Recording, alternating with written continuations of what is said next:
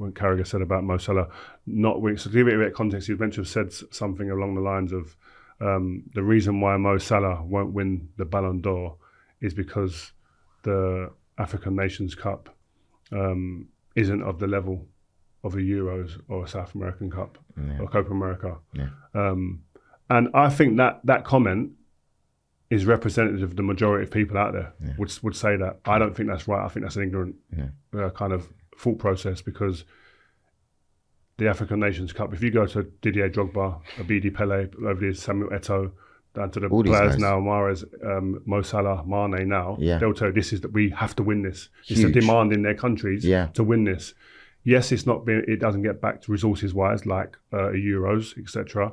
But doesn't that mean that you have to devalue it? It's a continent of huge power, a continent that contributes to European football through players immensely, massively.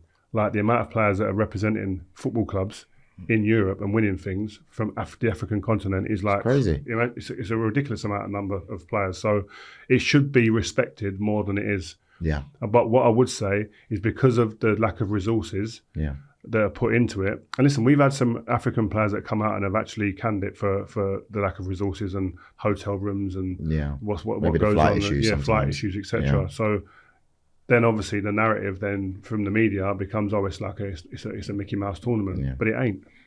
I understand what Jamie's saying, but I don't agree with it. But I understand that is the majority's fault, if we're honest, and it's not right. But a majority of people out there do think that about the African Nations stuff. But I think that the federations like FIFA need to make sure that they implement a way of thinking and language around the African nations that actually equals the Euros and the Copa America. I think that's the point. You know? What Jamie was trying to say as well, where again I think he's right in what he's saying, because that is what happens.